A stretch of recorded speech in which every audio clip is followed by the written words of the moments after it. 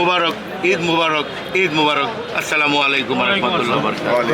এই সদরবাসী সহ সারা বাংলাদেশে ধর্মপ্রাণ মুসলিম ভাই বোনেরা এবং সারা বিশ্বের নির্যাতিত নিপীড়িত সমস্ত এলাকার মুসলিম ভাই বোনদের মুক্তির জন্যে, ভালো থাকার জন্য আল্লাহ পাকের কাছে প্রার্থনা করি যে আল্লাহ পাক তুমি সকল মুসলিম বিশ্বকে তুমি হেফাজত করো, শান্তিতে রাখো, যে জীবন জীবিকা সুন্দরভাবে চলার তৌফিক দান করো।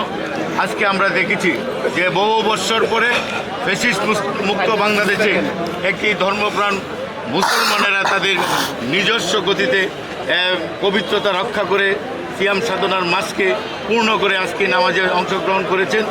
আমরা আল্লাহ পাকের কাছে প্রার্থনা করি এদেশের মহান স্বাধীনতার ঘোষক শহীদ রাষ্ট্রপতি জিয়াউর রহমান এবং এই দেশের রাপুরসীর নেত্রী, মানবিক নেত্রী, আলাদা ব্যক্তিত্ব মরহুমা বেগম খালেদা জিয়ার রুহের মাগফিরাত কামনা করি।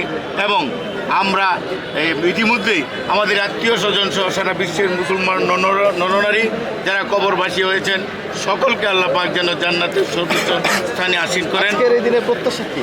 আমরা মনে করি যে আজকের দিনটিতে আমরা দোয়ার মাধ্যমে যে শপথ করেছি আমরা যে আল্লাহ পাক তুমি আমাদেরকে নবী করিম সাল্লাল্লাহু আলাইহি সাল্লামের ন্যায়পরায়ণতার ভিত্তিতে বর্তমান সরকার প্রধান জনাব তারেক রহমান মহোদয় যে ঘোষণা করেছেন আমরা যেন সেই সকল কিছুই আমরা বাস্তবায়ন করতে পারি, সেই তৌফিক আল্লাহ পাক আমাদেরকে দান করুক এবং সকল মানুষ আমাদেরকে সহযোগিতা করবে এই প্রত্যাশা রেখে আজকে সবাইকে ঈদ মুবারক, ঈদ মুবারক, ঈদ মুবারক। আসসালামু আলাইকুম রহমতুল্লাহ।